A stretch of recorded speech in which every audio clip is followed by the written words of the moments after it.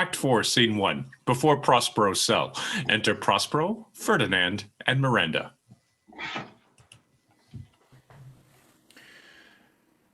If I have too austerely punished you, your compensation makes amends.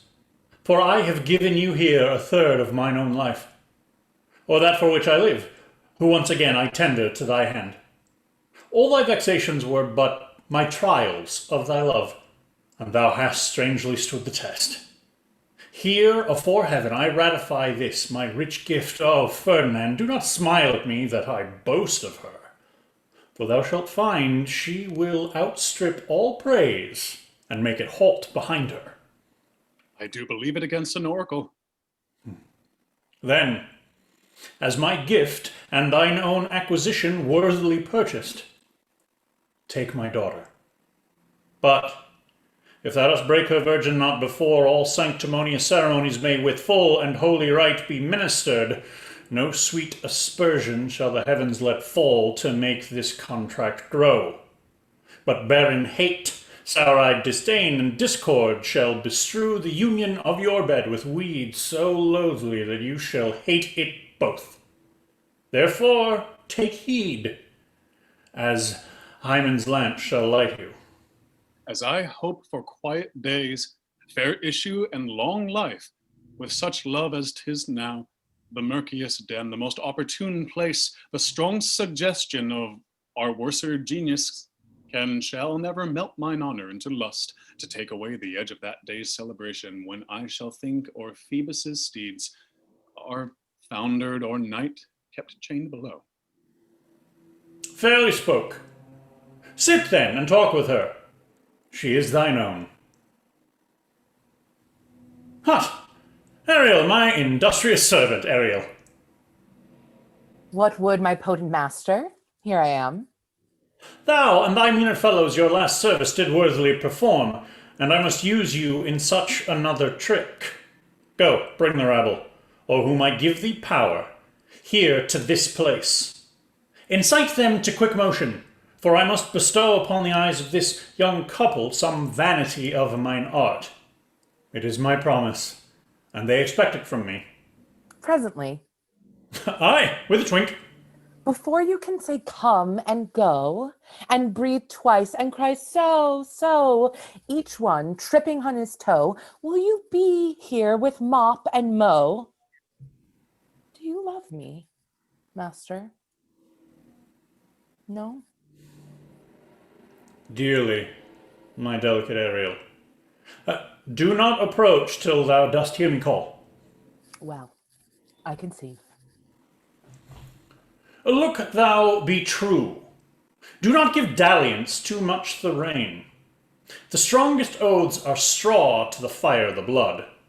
Be more abstemious, or else good night, your vow.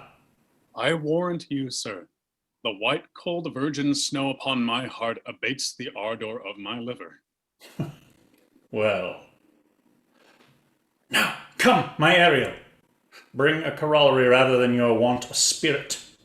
Appear, and pertly. No tongue. All eyes. Be silent.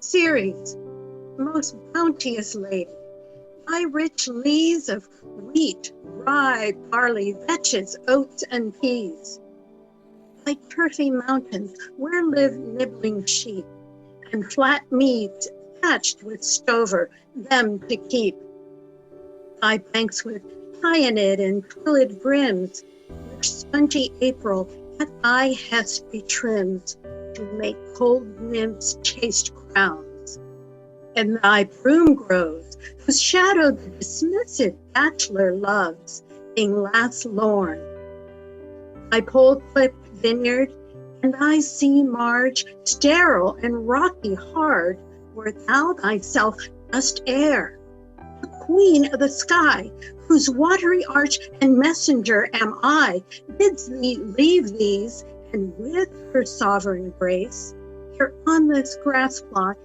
in this very place, to come and sport. For peacocks fly amain, or Approach, rich Ceres, her to entertain. Hail, many-colored messenger, that ne'er dost disobey the wife of Jupiter, who with thy saffron wings upon my flowers diffusest honey drops, refreshing showers, and with each end of thy blue bow dost crown my bosky acres and my unshrubbed down, rich scarf to my proud earth. Why hath thy queen summoned me hither to this short-grassed green? A contract of true love to celebrate, and some donation freely to estate on the blessed lovers. Tell me, heavenly bow, if Venus or her son, as thou dost know, do now attend the queen, since they did plot the means that dusky dis my daughter got. Her and her blind boy's scandaled company I have forsworn. Of her company be not afraid. I met her deity cutting the clouds towards Paphos, and her son doth drawn with her. Here thought they to have done some wanton charm upon this man and maid, whose vows are that no bedright shall be paid till Hymen's torch be lighted, but in vain. Mars' hot minion is returned again. Her waspish-headed son has broke his arrows, swears he will shoot no more, but play with sparrows, and be a boy right out. Highest queen of state, great Juno comes. I know her by her gait. How does my bounteous sister? Go with me to bless this twain, that they may prosperous be, and honored in their issue. Honor, riches, marriage, blessing, long continuance, and increasing. Hourly joys be still upon you. Juno sings her blessings on you. Earth's increase, boys in plenty, barns and garners never empty. Vines with clustering bunches growing, plants with goodly burden bowing. Spring comes to you at the farthest, in the very end of harvest. Scarcity and want shall shun you. Ceres' blessing is upon you.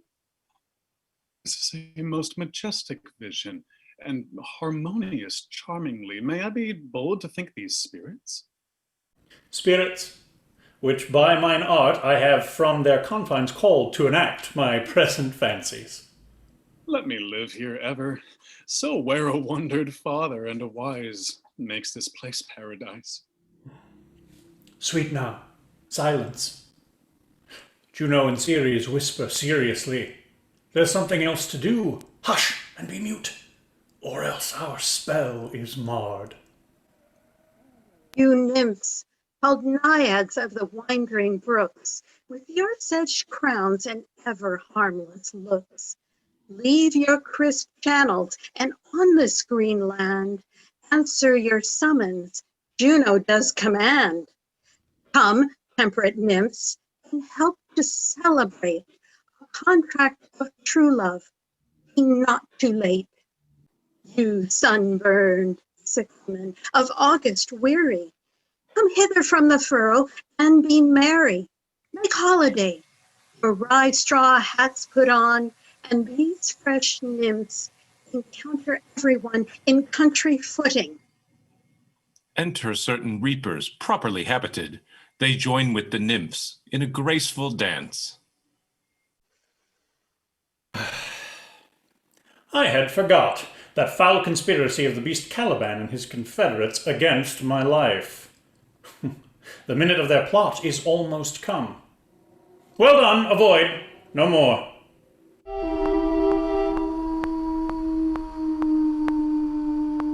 'Tis strange. Your father's in some passion that works him strongly. Never till this day saw I him touched with anger, so distempered. You do look, my son, in a moved sort, as if you were dismayed. Be cheerful, sir. Our revels now are ended. These, our actors, as I foretold you, were all spirits and are melted into air, into thin air. And like the baseless fabric of this vision, the cloud-capped towers, the gorgeous palaces, the solemn temples, the great globe itself, yea, all which it inherits shall dissolve. And like this insubstantial pageant faded, leave not a rack behind. We are such stuff as dreams are made on, and our little life is rounded with a sleep. Sir, I am vexed.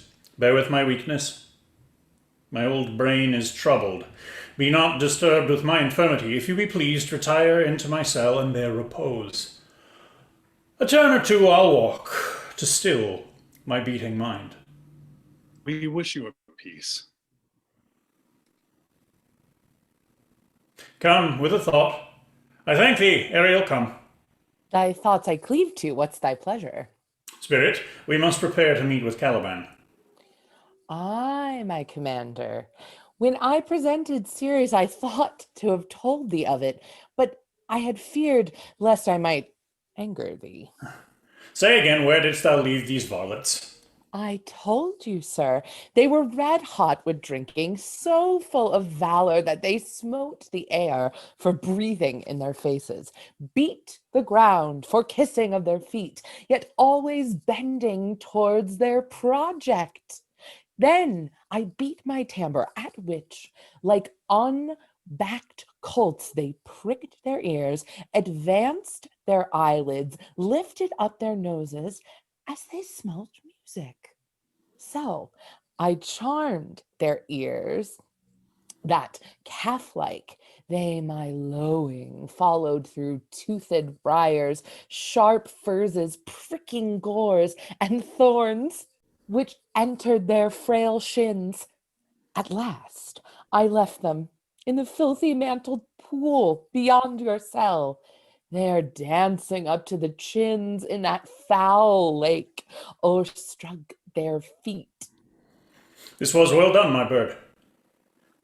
Thy shape invisible retain thou still. The trumpery in my house, go bring it hither for stale to catch these thieves. I go. A devil, a born devil on whose nature nurture can never stick, on whom my pains humanely taken, all lost, quite lost.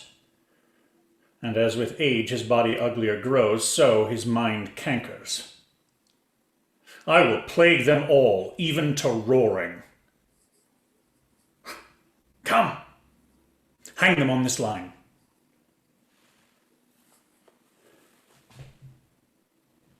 Hey, you! Tread softly that the blind mole may not hear a footfall. You're now near his cell. Monster, your fairy, which you say is a harmless fairy, has done little better than played the jack with us. Monster, I do smell all horse piss, at which my nose is in great indication. So is mine. Do you hear, monster? If I should take displeasure against you, look you. Thou wert but a lost monster. But my lord, give me thy favor, still be patient, for the prize I'll bring thee to shall hoodwink this mischance. Therefore, speak softly. All's hushed as midnight yet. Aye, but to lose our bottles in the pool! There is not only disgrace and dishonor in that, monster, but an infinite loss. There's more to me than my wedding, yet this is your harmless fairy monster? I will fetch off my bottle, though I be o'er my ears for my labor. Prithee, my king, be quiet. Seest thou here?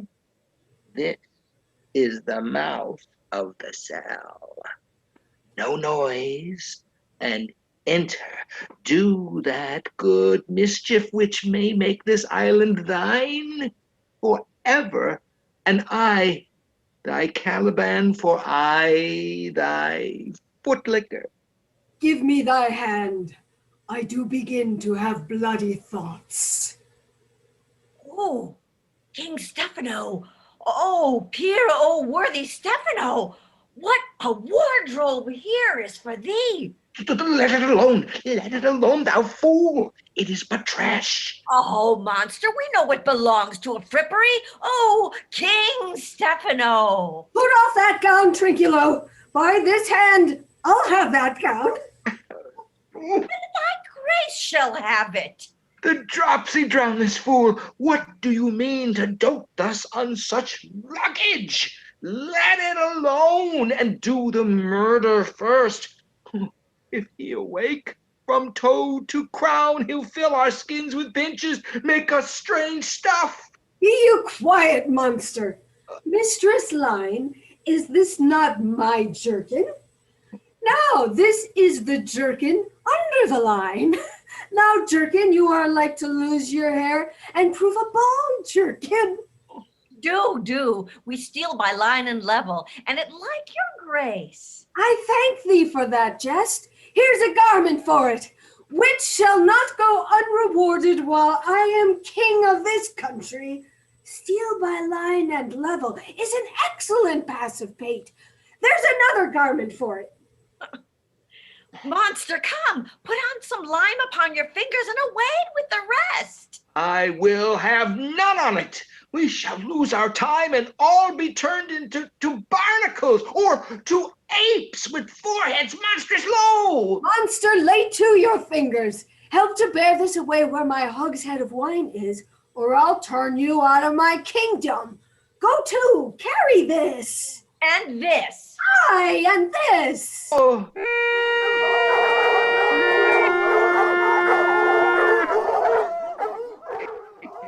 Hey, mountain, hey! Silver! There it goes, silver! Fury, fury, there, tyrant, there! Hark! Hark! Oh. Go. Charge my goblins as they grind their joints with dry convulsions, shorten up their sinews with aged cramps, and more pinch-spotted make them than pard or cat-a-mountain. Hark, they roar! Let them be hunted soundly. At this hour lies at my mercy all mine enemies. Shortly shall all my labours end, and thou shalt have the heir at freedom.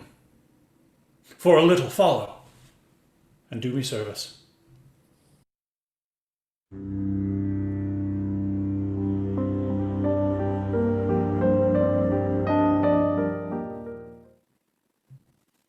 Act 5, Scene 1. Before Prospero's cell, enter Prospero in his magic robes and Ariel. Now does my project gather to a head. My charms crack not, my spirits obey, and time goes upright with his carriage. How's the day? On the 6th hour, at which time, my lord, you said our work should cease.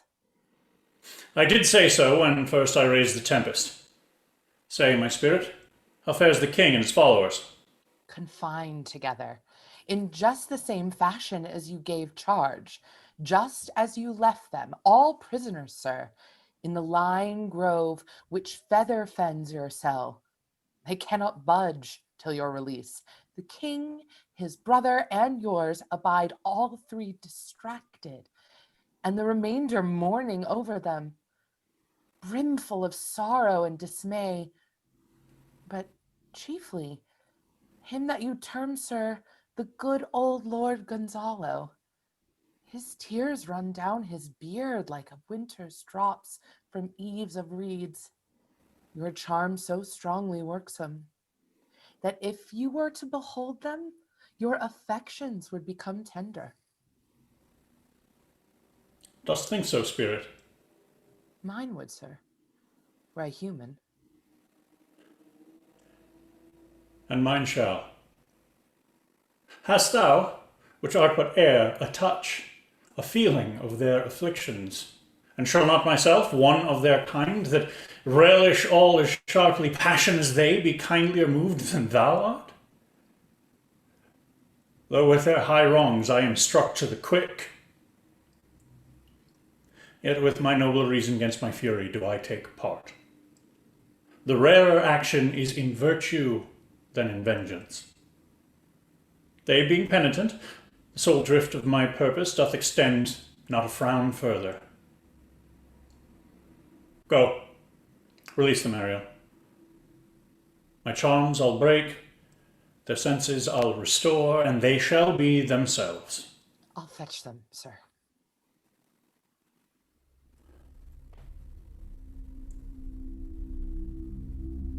You elves of hills, brooks, standing lakes and groves, and you that on the sand with printless foot do chase the ebbing Neptune, and do fly him when he comes back.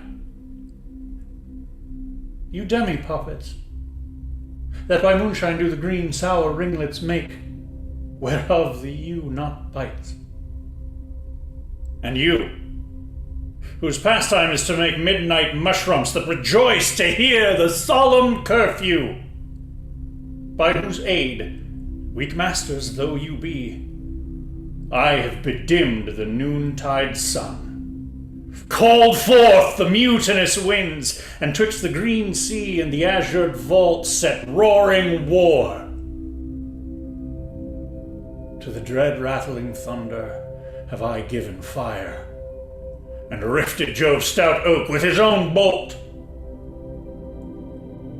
The strong based promontory have I made shake, and by the spurs plucked up the pine and the cedar. Graves at my command have waked their sleepers, oped and let 'em forth by my so potent art.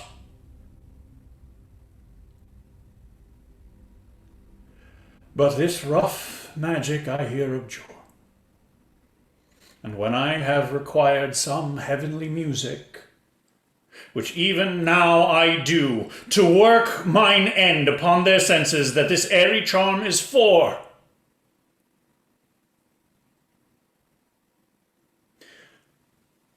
I will break my staff,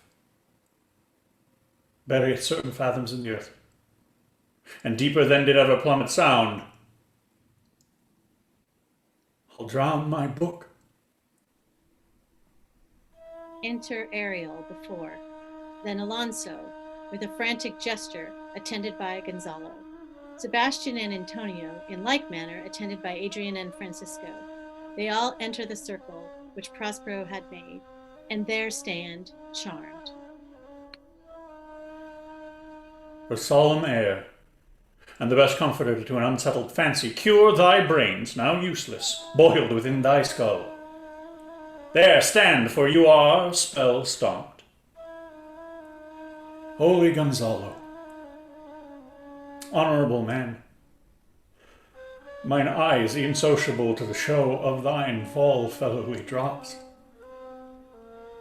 The charm dissolves apace, and as the morning steals upon the night, melting the darkness, so their rising senses begin to chase the ignorant fumes that mantle their clearer reason.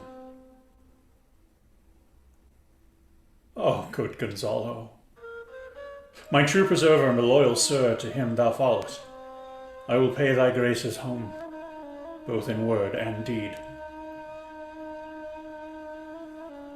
Most cruelly didst thou, Alonso, use me and my daughter.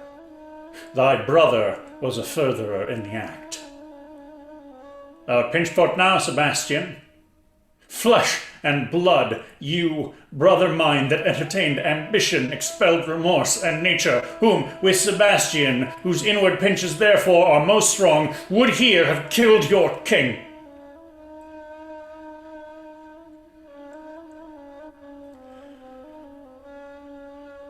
I do forgive thee, unnatural though thou art. Their understanding begins to swell. and the approaching tide will shortly fill the reasonable shore that now lies foul and muddy. Not one of them that yet looks on me or would know me. Ariel, fetch me the hat and rapier in my cell.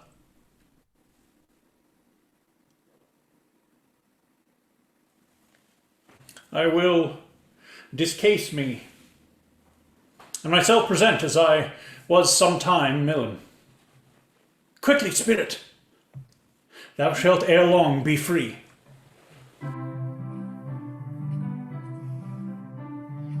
Ere the bee sucks, there suck I. Under the cloud's deep spell I lie. There I crouch when owls do cry. On the back's back I do fly. After summer merrily. Merrily, merrily shall I live now, under the blossom that hangs on the bough. Merrily, merrily shall I live now, under the blossom that hangs on the bough. Well, that's my dainty Ariel. I shall miss thee, but yet thou shalt have freedom. So.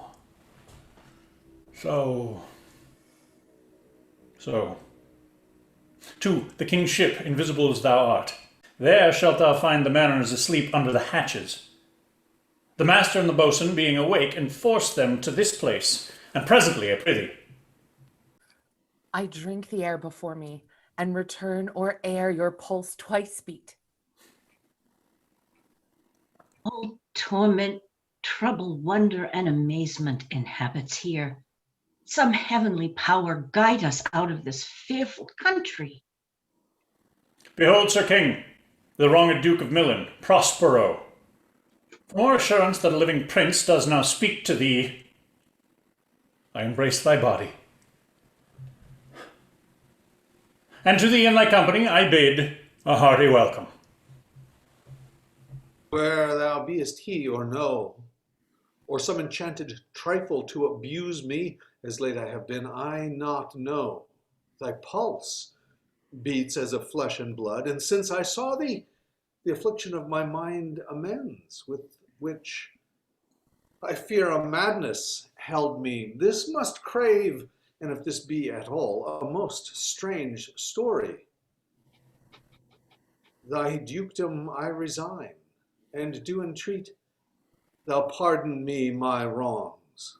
But how should Prospero be living and be here?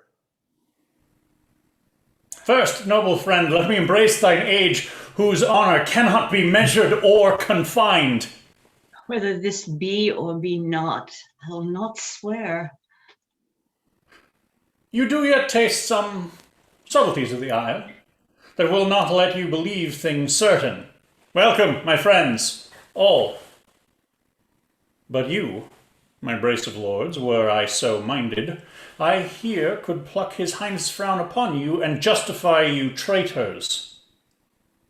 At this time, I will tell no tales. The devil speaks in him. No. For you, most wicked sir, whom to call brother would even infect my mouth, I do forgive thy rankest fault, all of them, and require my dukedom of thee, which perforce I know thou must restore. If thou beest Prospero, give us particulars of thy preservation. How thou hast met us here, whom 3 hours since were racked upon this shore, where I have lost. How sharp the point of this remembrance is, my dear son Ferdinand. I am woe for it, sir. Irreparable is the loss, and patience says it is past her cure. I rather think you have not sought her help, of whose soft grace for the like loss I have her sovereign aid, and rest myself content. You the like loss? As great to me as late, and supportable to make the dear loss have I means much weaker than you may call to comfort you. For I have lost my daughter. A daughter? Oh, heavens, that they were living both in Naples, the king and queen there, that they were. I wish myself were mudded in the oozy bed, where my son lies. When did you lose your daughter? In this last tempest. I perceive these lords at this encounter do so much admire that they devour their reason, and scarce think their eyes do offices of truth. Their words are natural breath. But howsoever you have been justled from your senses, know for certain that I am Prospero, and that very duke which was thrust forth of Milan, who most strangely upon this shore, where you were racked, was landed to be the lord on't. No more yet of this, for 'tis a chronicle of day by day, not a relation for a breakfast, nor befitting this first meeting. Welcome, sir. This cell's my court. Here have I few attendants, and subjects none abroad. Pray you, look in. My dukedom, since you have given me again, I will requite you with as good a thing. At least bring forth a wonder to content you as much as me, my dukedom. Sweet lord, you play me false. No, my dearest love, I would not for the world. Yes, for a score of kingdoms you should wrangle, and I would call it fair play. If this prove a vision of the island, one dear son shall I lose twice. A most high miracle. Though the seas threaten, they are merciful. I have cursed them without cause. Now all the blessings of a glad father compass thee about. Arise and say how thou camest here. Oh, wonder! How many godly creatures are there here? How beauteous mankind is! Oh, brave new world that has such people in it! 'Tis new to thee. What is this maid with whom thou wast at play? Your eldest acquaintance cannot be 3 hours. Is she the goddess that has severed us and brought us thus together? Sir, she is mortal, but by immortal providence she's mine. I chose her when I could not ask my father for his advice, nor thought I had one. She is daughter to this famous Duke of Milan, of whom so oft I have heard renown, but never saw before, of whom I have received a second life. And second father, this lady makes him to me. I am hers. But oh, how oddly will it sound that I must ask my child forgiveness. There, sir, stop. Let us not burden our remembrances with a heaviness. Let's go on. I have inly wept, or should have spoken ere this. Look down, you gods, and on this couple drop a blessed crown, for it is you that have chalked forth the way which brought us hither. I say amen, Gonzalo. Was Milan thrust from Milan that his issue should become kings of Naples? Oh, rejoice beyond a common joy, and set it down with gold on lasting pillars. In one voyage did Claribel her husband find at Tunis, and Ferdinand, her brother, found a wife where he himself was lost. Prospero his dukedom in a poor isle, and all of us ourselves when no man was his own. Give me your hands. Let grief and sorrow still embrace his heart that doth not wish you joy. Be it so. Amen. Oh, look, sir. Look, sir, here's more of us. I prophesied if a gallows were on land, this fellow could not drown. Now blasphemy that swearest grace o'erboard, not an oath on shore. Hast thou no mouth by land? What is the news? The best news is that we have safely found our king and company. The next, our ship, which but 3 glasses since gave out split. is tight and yar and bravely rigged as when we first put out to sea. All this service I have done since I went. My tricksy spirit. They're not natural events. They strengthen from strange to stranger. Say, how came you hither? If I did think, sir, I were well awake, I'd strive to tell you. We were dead of sleep, and how we know not, all clapped under hatches, where, but even now, with strange and several noises of roaring, shrieking, howling, jingling chains, and more diversity of sounds, all horrible. We were awaked, straightway at liberty, where we and all her trim freshly beheld our royal, good, and gallant ship, our master capering to eye her. On a trice, so please you, even in a dream, were we divided from them, and we were brought moping hither. It's well done. Bravely, my diligence. Thou shalt be set free. This is as strange a maze as e'er men trod, and there is in this business more than nature was ever conduct of. Some oracle must rectify our knowledge. Sir, my liege, do not infest your mind with beating on the strangeness of this business. At picked leisure, which shall be shortly, single I'll resolve you, which you shall seem probable of every these happened accidents. Till when, be cheerful, and think of each thing well. Come hither, spirit. Set Caliban and his companions free. Untie the spell. How fares my gracious sir? There are yet missing of your company some few odd lads that you remember not. Every man shift for all the rest, and let no man take care for himself, for all is but fortune. Coraggio, bully monster, coraggio!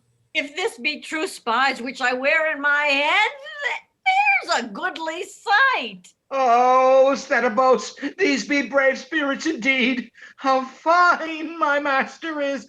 I am afraid he will chastise me. What are these things? My lord Antonio will money buy 'em. Very like. One of them is a plain fish, and no doubt marketable. Mark but the badges of these men, my lords, then say if they be true.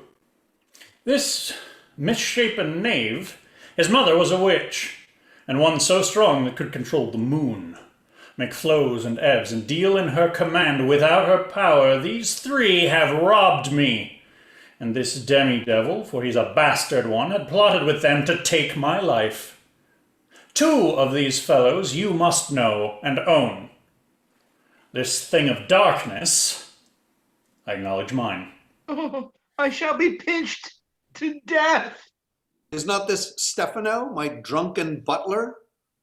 Oh, he's drunk now. Where had he wine? And Trinculo is reeling ripe. Where should they find this grand liquor that hath gilded him? How camest thou in this pickle? I have been in such a pickle since I saw you last that I fear me will never be out of my bones. I shall not fear fly blowing. Why, how now, Stefano? Oh, touch me not. I am not Stefano, but a cramp. You'd be the king of the isle, sir. I should have been a sore one then. This is as strange a thing as e'er I looked on. He is as disproportioned in his manners as in his shape. Go, sir, up to my cell. Take with you your companions. As you look to have my pardon, trim it handsomely. Aye, that I will, and I'll be wise hereafter and seek for grace. What a thrice double ass was I to take this drunkard for a god and worship this dull fool. Go to away. Hence, and bestow your luggage where you found it. Or stole it, rather. Sir, I invite your highness and your train to my poor cell, where you shall take your rest for this one night. which part of it I'll waste with such discourse as I not doubt shall make it go quick away. The story of my life and the particular accidents gone by since I came to this isle. And in the morn, I'll bring you to your ship, and so to Naples, where I have hoped to see the nuptial of these our dear beloved solemnized, and thence retire me to my Milan, where every third thought shall be my grave. I long to hear the story of your life, which must take the ear strangely. I'll deliver all, and promise you calm seas, auspicious gales, and sail so expeditious that shall catch your royal fleet far off. My Ariel, chick, that is thy charge. Then, to the elements be free, and fare thou well.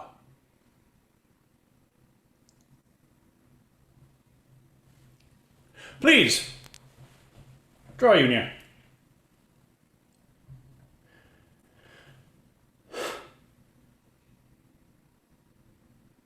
Now my charms are all o'erthrown, and what strength I have is mine own, which is most faint.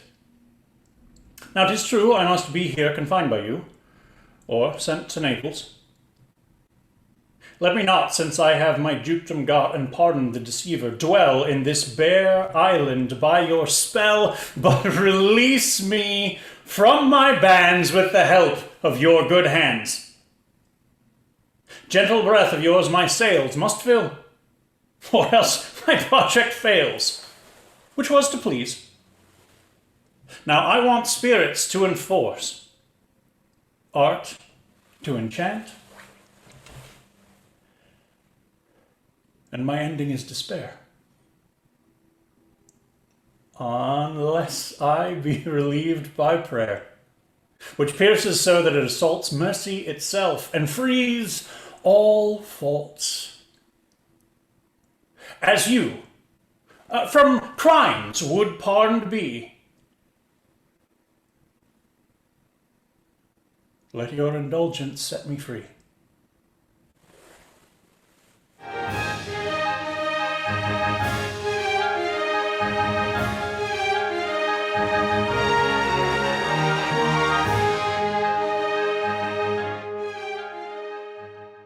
We hope that you enjoyed our reading of The Tempest.